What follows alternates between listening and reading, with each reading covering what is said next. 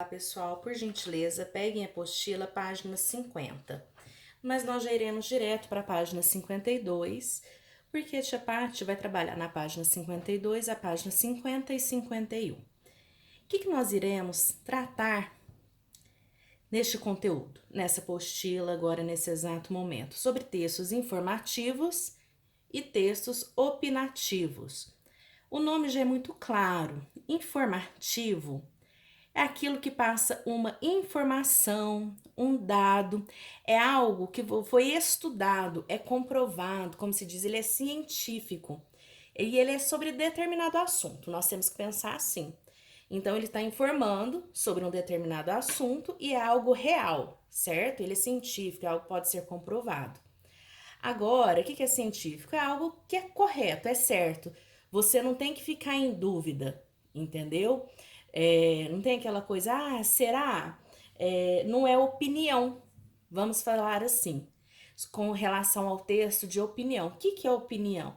Opinião é quando o autor, a pessoa no caso, ela vai omitir o que ela pensa, o que ela acha sobre esse determinado assunto, diferente do texto informativo, que não é opinião. Independente de se você gostar ou não, é aquilo, é um fato, vamos pensar assim, certo? É sobre isso que nós vamos tratar agora. Para início de conversa, vamos começar a ler. Alguns textos apresentam informações e opiniões sobre o assunto tratado. Por isso é importante lê-los com atenção, para podermos chegar a nossas próprias conclusões, sem que sejamos completamente influenciados pela opinião alheia.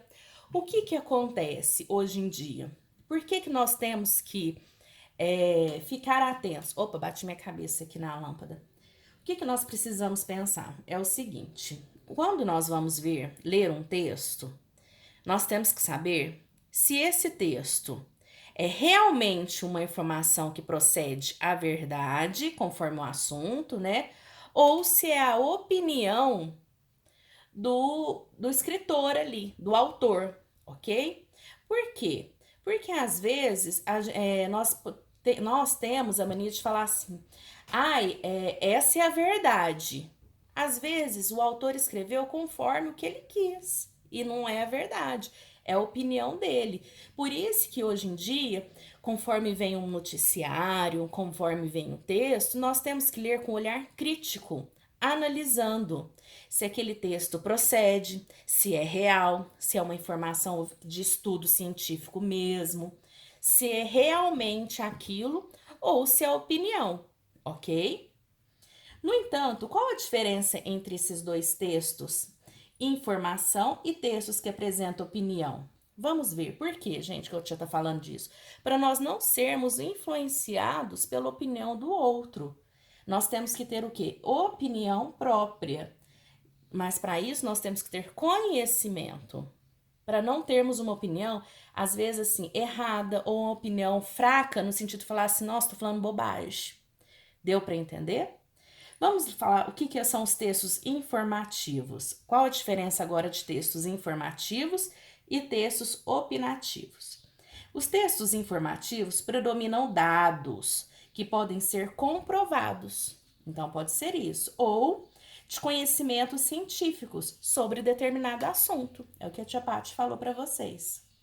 E textos opinativos? Predomina a ideia do autor, o que ele pensa sobre determinado assunto.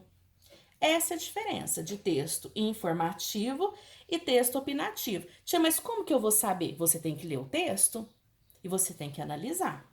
Vai vir aqui abaixo pedacinhos de textos e você vai classificar entre 1 e 2, dá licença, 1 para informativo e 2 para opinativo, certo? E vai fazer só o exercício 2, o exercício 3 não é para fazer. Vamos lá para a página 38. Deixa eu arrumar aqui. Na página 38 vem outro texto. É lá do Delta do Parnaíba. Nós vamos ler esse texto, certo? Vamos ler comigo. Como sua família costuma escolher onde que o lugar vai passar as férias? O texto a seguir, extraído de uma revista sobre viagens e turismo, descreve as belezas do Delta do Parnaíba e dá boas indicações do local. Observe que se trata de um texto informativo, já falou que isso aqui é um texto informativo para você, que também apresenta opinião de quem o escreve. Então, ele vai ser um texto informativo e que dentro desse texto vai ter a opinião de alguém que está escrevendo. Vamos ver. Delta do Parnaíba, as muitas curvas de um rio. A primeira coisa que você precisa saber sobre o Delta do Parnaíba é que, visto do chão, ele não se parece com as fotos aéreas dos catálogos. Impressionante sim, mas a vista terrestre, ou melhor, aquática, não consegue revelar sua grandeza. Isso não diminui a graça do passeio, feito a partir de Parnaíba, no Piauí, em 3 horas, pelas águas transparentes do rio. O riquíssimo ecossistema da região engloba mangues, lagoas, praias e dunas. E a cada movimento do barco a gente vai se admirando com muitos peixes lindos, alguns esquisitos, como o quatro olhos, pássaros de todas as cores, macacos, camaleões. A certa altura, o barco para.